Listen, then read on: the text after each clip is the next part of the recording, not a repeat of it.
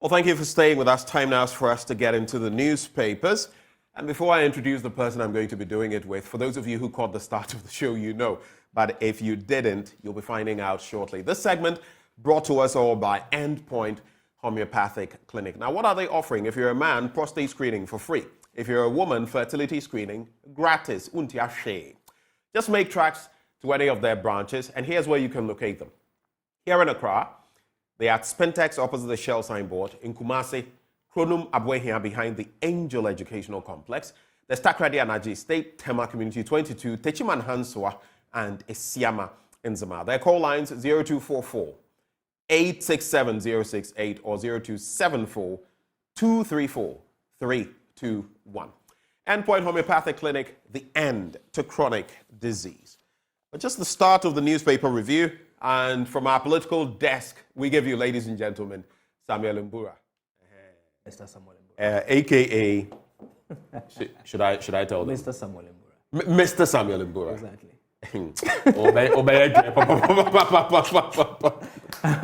Should I give the AKA? Oh, no. That one is between myself and you, so let's keep it there. Oh, yeah. I wanted to do some patois with your AKA. Oh, come on. Let's hold it for now. Maybe some other time, but today. Bakusro. Bakusro. Ayo. So even before we get into the papers, you see this woman, this senior woman. Is that Auntie Zizi? Auntie Zizi. Mamna. I see. Obrafo has this song. Yeah. What name is Mambo? We are saying so. You have a good voice. I think you have to go into music. And you're me. Anyway, there's also that.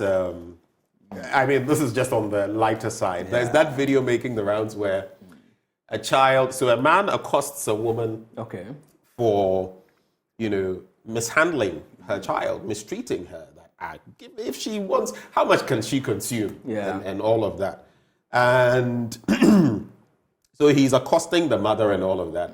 And then, so he takes out some money and gives it to the child. Then he asks the child, something occurs to him. So he asks the child, but what's your name? And she says, Cecilia. Cecilia what? Cecilia Dapaah.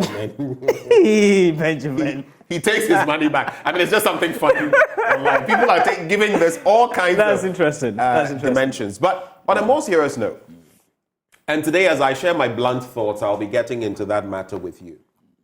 If you look at the sums of money involved, we actually took time to do the calculation. I see. If you take out what was taken from her home and all of that, you get around 114 million Ghana cedis. If you add what was taken from her home and all of that, you are looking at around 120 plus million Ghana cedis. So you're looking at her bank accounts.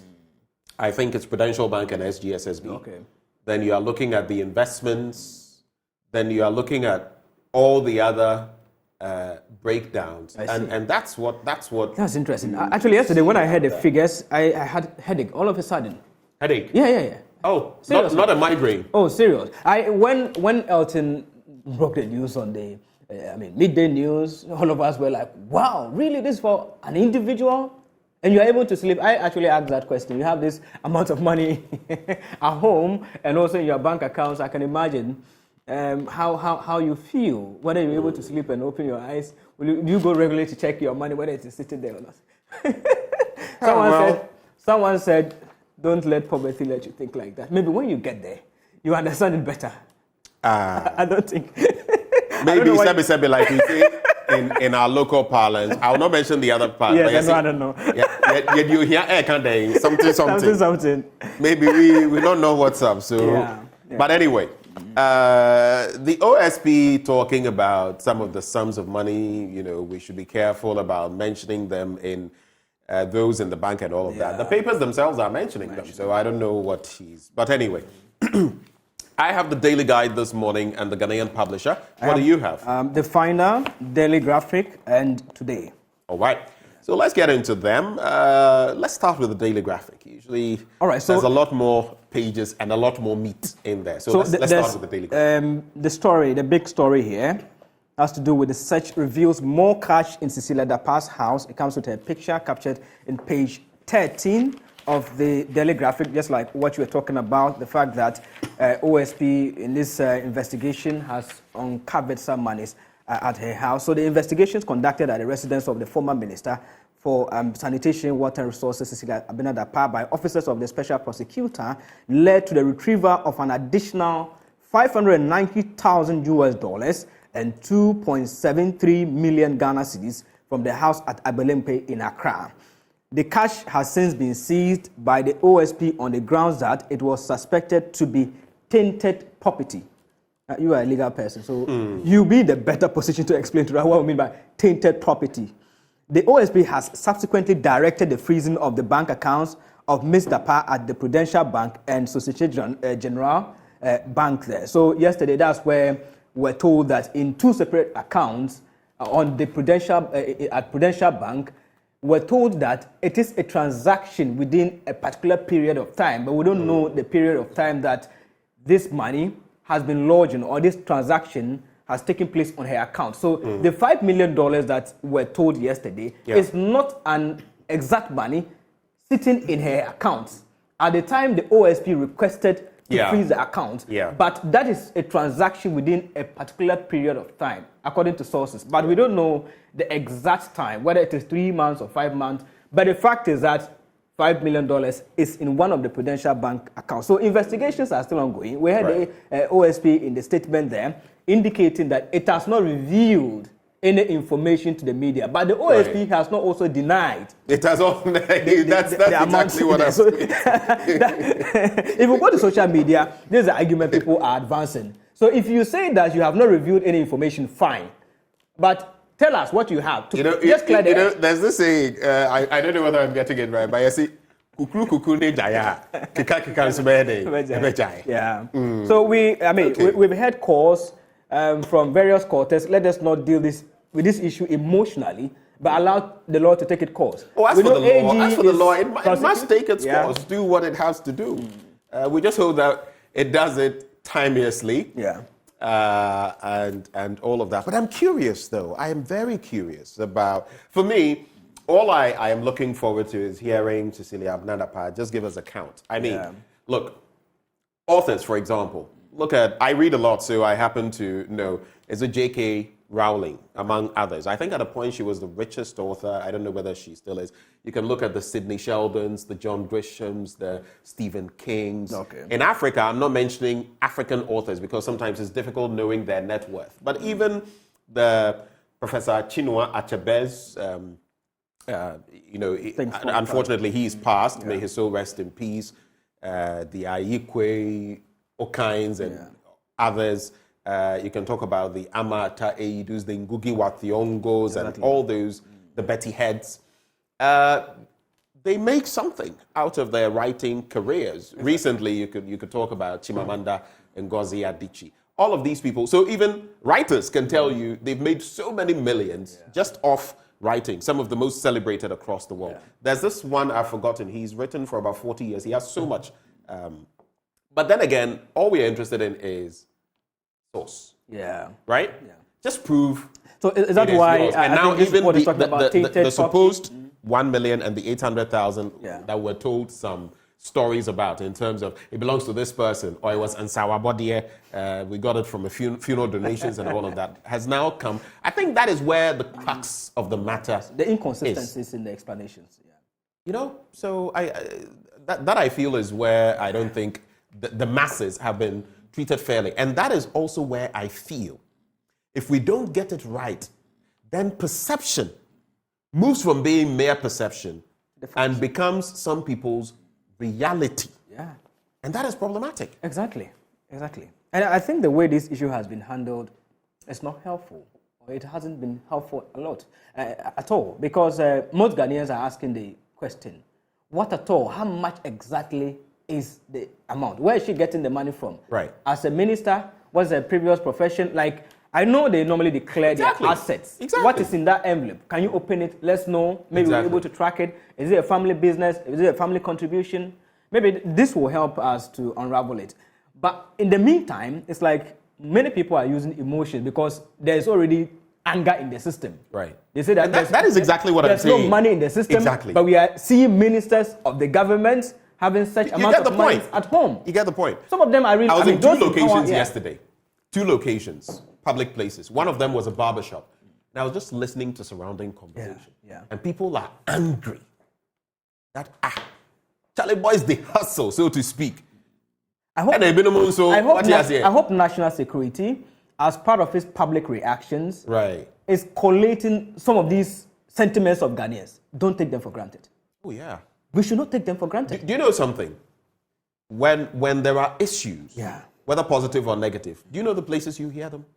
The trotros, barbershops, you go to salons, beer bars. Exactly. You get the drift. In fact, that is where you would get your intel from. I don't know whether they are going to these places and getting. They are there. But one thing I've come to realize, though, in the midst of all of this, the MPP was right when it said Yeti Sikaso. I'll not add the rest. That's another issue. But indeed, Yeti Sikaso. Right. So the other big story towards energy sufficiency, nuclear power inches home. Installation site identified, vendor selection ongoing. It comes with a picture of Dr. Archibald Boakofi, Deputy Director, Nuclear Power Institute. There. So the country's quest to produce power from nuclear energy, one of the most reliable sources of power generation, has been given a further boost with the identification of a preferred site for the plant. So the nuclear plant, Power Ghana, which is executing the project, has identified a preferred site and a backup site for the installation of the country's first nuclear power plant. It has also initiated the process of selecting the technology vendor to mount the nuclear power plant. So this was addressed this was reviewed at a press conference in Accra. That was on Wednesday. I think that beyond the hydro, one area we have not tapped into is the solar energy. I've always said that those in the northern part of Ghana do not need power from Akosombo. We don't need it from Akosombo. It makes I remember absolutely no sense. It makes no sense. No sense. You still transport power all the way from Akosombo to the northern part of the country when you can tap on the solar lights there to generate power. Of course, there's the NETCO situation, but I'm saying you could source from that. Yeah. You have practically 90+% of sunshine throughout the year. Yeah. In fact, all year round. We just have do you know what is lamentable? Rain? Yeah. I spoke to someone on WhatsApp call yesterday in the UK, and they have a bit of sunshine. So immediately everybody wants to come out. They are bringing the kids out so that they will get a bit of that vitamin D and the rest. In other places, sunshine is like gold to them. Yeah. Here, we have it all year round. And we are joking. We are not thinking outside the box. Oh, my word, what a country. There was a project like that in Navrongo, in the Upper East region. As to, the last time I checked, the project is still, it has added to the grid, but I think it is not enough. You have street lights in the Upper East region, Upper West region, Northern region, still tapping into the national grid, when you can use solar system to cut down the cost. And I'm surprised that over the years, our focus is not on solar energy. It is expensive, one will argue, but in the long run, it's like going to be beneficial. It's like getting an AC or a fridge with an inverter. Yeah.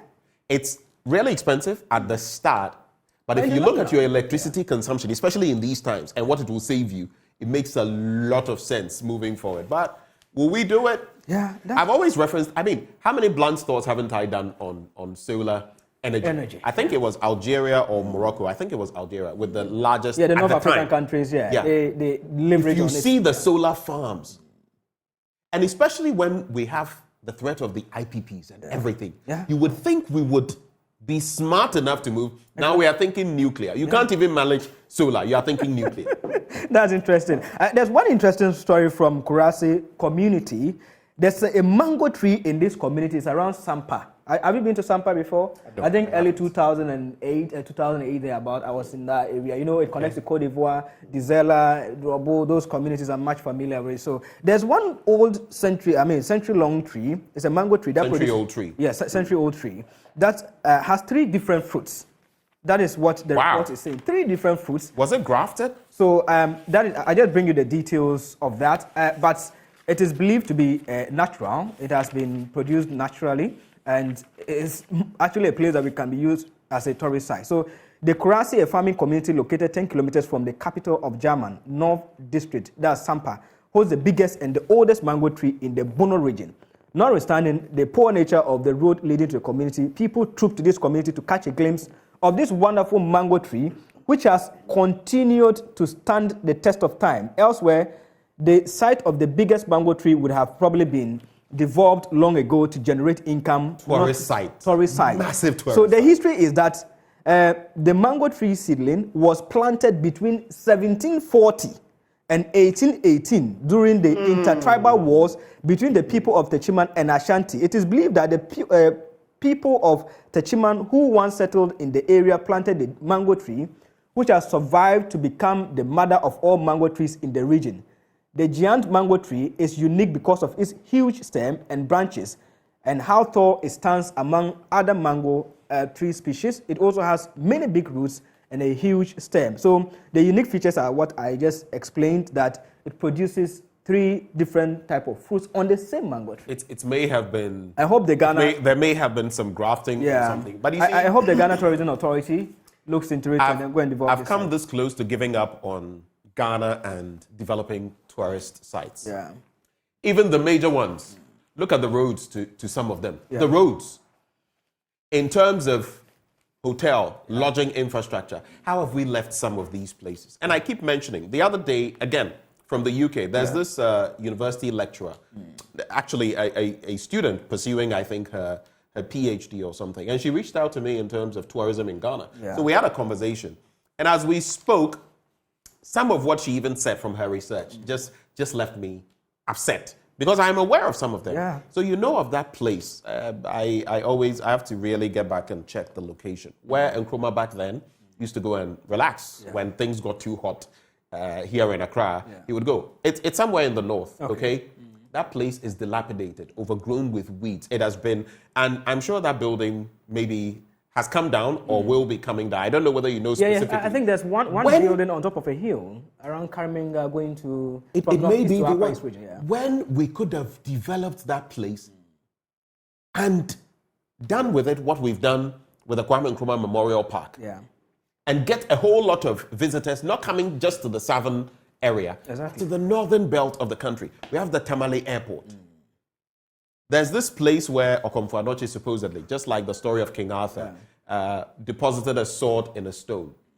A few years ago, a friend went there and said, the place didn't look, that congenial. Weeds and everything. I hear things have changed a bit. But in terms of the mindset, if you look at how those in other jurisdictions can make the most of even some of the things that you would call insignificant, and we have things like this, and we sit on them.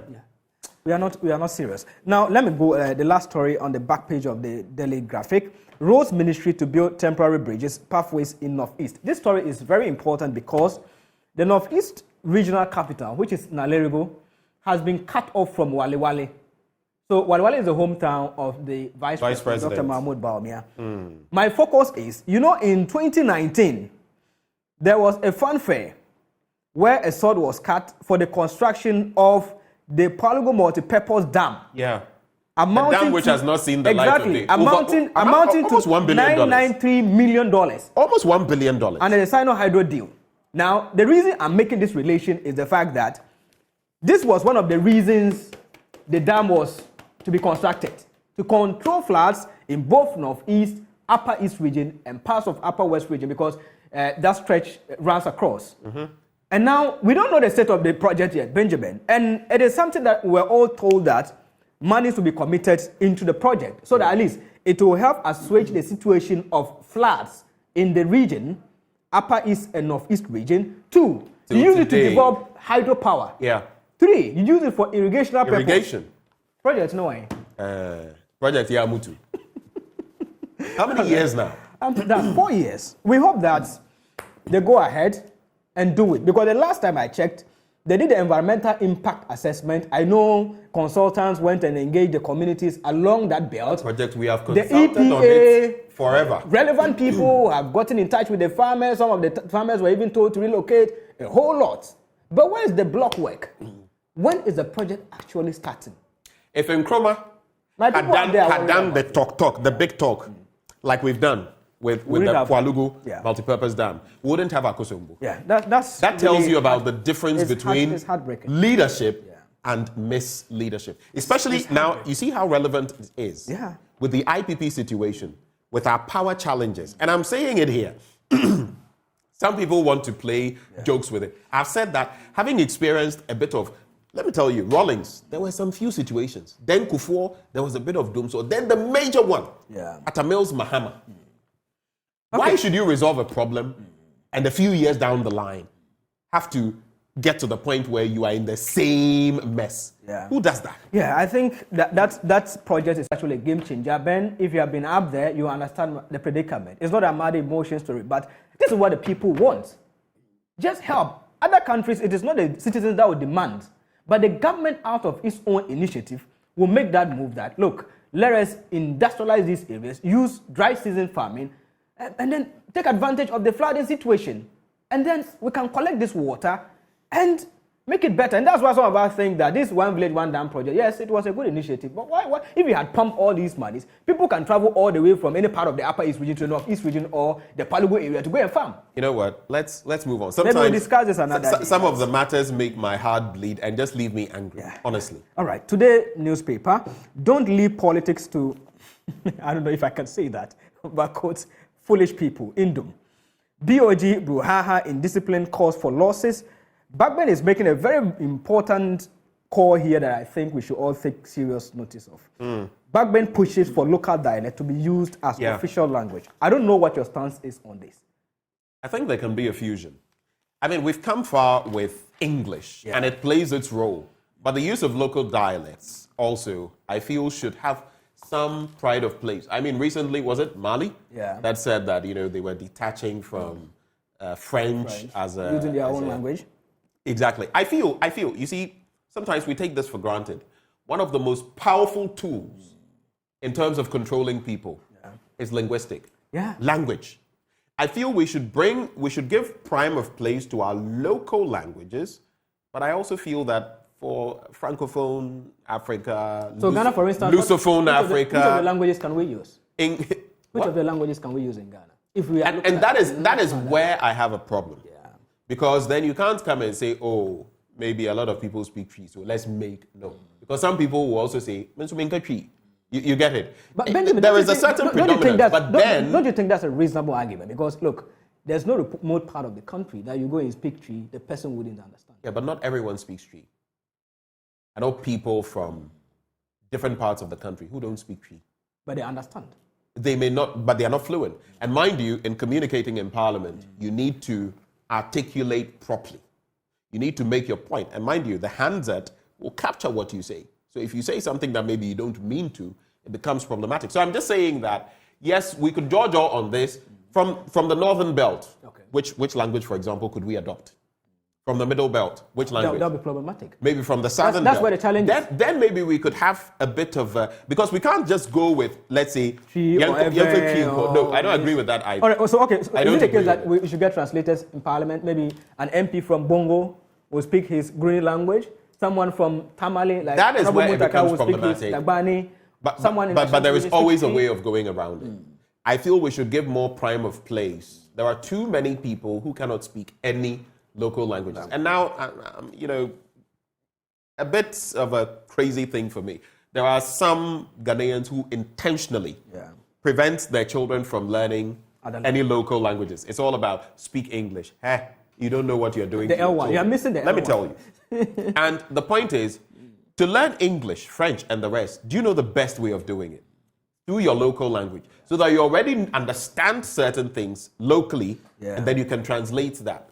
You get it. It's really problematic. Let's see how that will go. But the last paper with me, the finder, says why vilify BOG. You have to be quick on that so I can get a bite from my papers. All right. Why vilify BOG for saving the economy and slowing down rising cost of living? That's the question there. Oil and gas, Ghana and Guyana discuss leveraging local content. Comes with a picture of Gabi Asari Ochi Dako. Sorry. Okay, so you confirmed it, but Muftau Nabila has also confirmed it. He says the place I was talking about is in Karimenga, in between Wulugu and Pwalugu. So indeed, you were right. Muftau Thank you for that. It's not just sports. What do I say? Or should I also give his nickname? No, I'm not going to do that.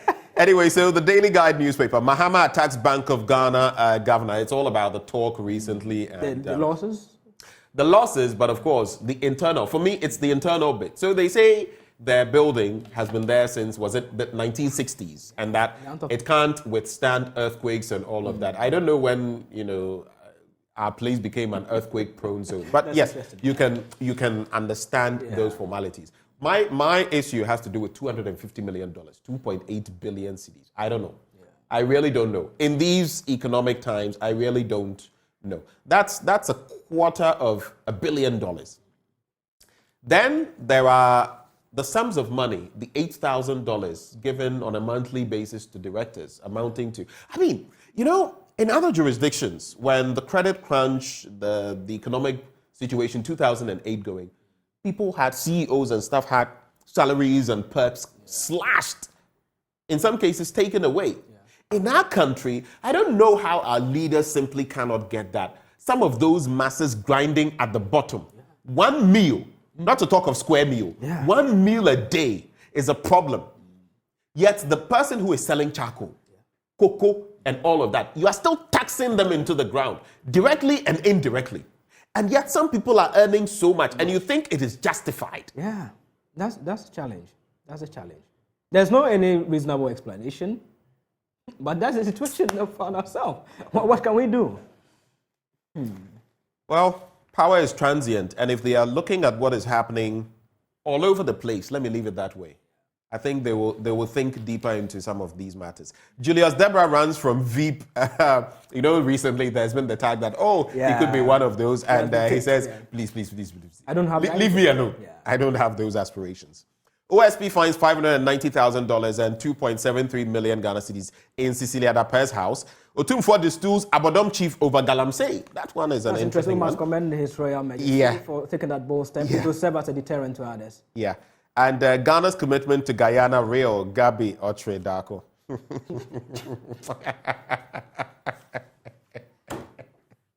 I'm sorry, I'm laughing. Anyway, I just had to read that headline. Okay.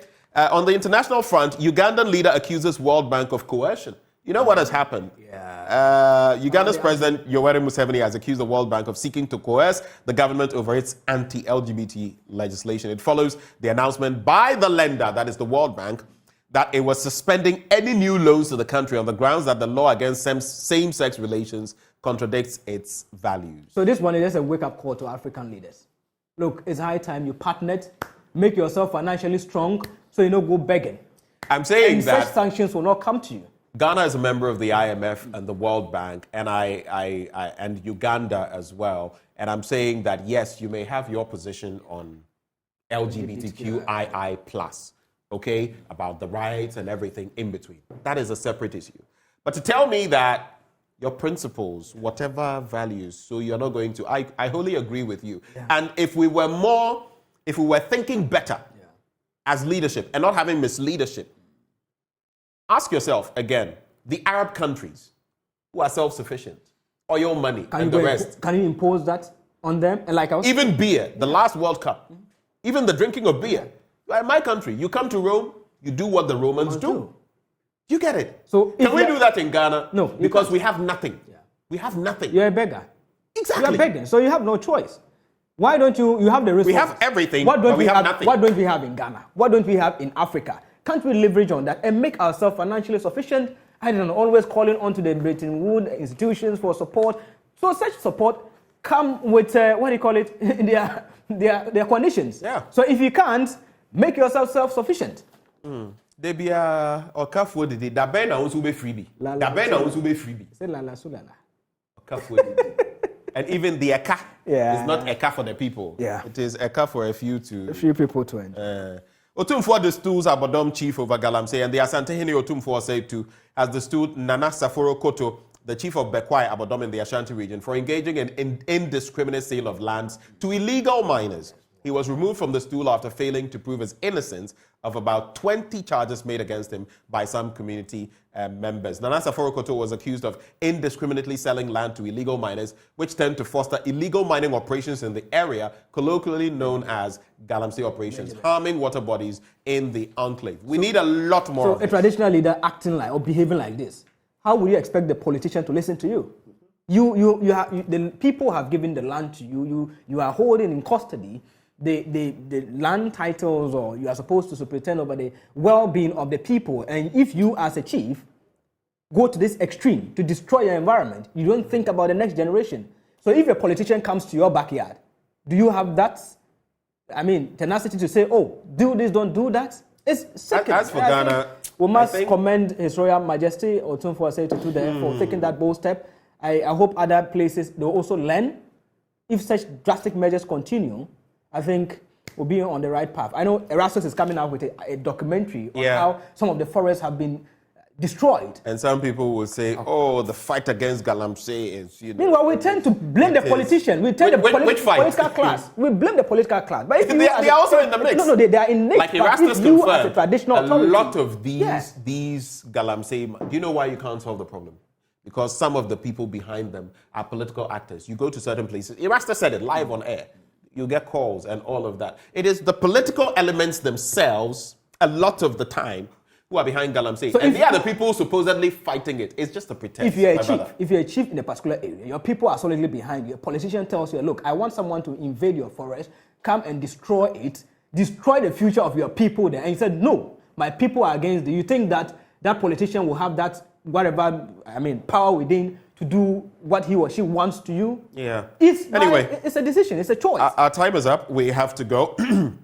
The Ghanaian publisher, Customer Convenience is our focus, ADBMD, as bank records 52 million Ghana cedi profit. And then there is Volta bigwigs urge delegates to vote for Dr. Efria Akoto. And then we must be wary of civil revolution, Bagman wants. Let me just take a few of your messages. So Maxim Akam says, Ghana can't have a local language as an official language. It's as simple as that. We have more pressing issues to look at solving than talking about which local language to use as an official language. Then you disagree with the speaker, but I think it should play a certain role in our national development. We've become too anglicized. Yeah. I love the English language. I love languages, but we should represent what is ours as well. This one says, good morning, Joy News. Watching live in my bed at Soga Kope, Idechilo. Anyway, and then Arisno Nwanko Isaiah says, watching from the land of Ezekuna, Ebonyi State, Nigeria. I had to shout this person out all the way from Nigeria. Oftentimes we get people from Gambia, Gabon, Nigeria, Liberia. An old student contacted me from Australia. Australia? Yeah, he's an old student of Bogathanga Senior High School, Big Boss. We pride ourselves as Tanga BC. We say Tanga. Tanga means rock. Children of the rock. So Tanga BCs. Okay, let me just say good morning to all Tanga BCs. Okay. All students of Big Boss. He was actually, he's someone who... So you are a big boss? Yeah, I'm a big boss. No wonder. You act like a boss. Anyway, that's how we cap off the news review. Samuel Mbura of our political desk joining us. Right before we get into Prime Take with Muftau Nabella, this segment brought to you by Endpoint Homeopathic Clinic. They're offering free prostate screening, free female fertility screening. Just reach out to them at any of their branches here in Accra, Spintex, opposite the Shell signboard, Kumasi, Kronoma here, behind the Angel Educational Complex, Takrady Anaji State, Tema Community 22, Techiman Hanswa and Esiaman Zima. Their call lines 0244-867-068 or 0274-234-321. Endpoint Homeopathic Clinic, the end to chronic disease. But today we have a big one for you. Samuel Nkum, and I was in a Nkumda. Samuel Nkum interacts with Muftau Nabila Abdullahi on Prime Take. Up next, enjoy.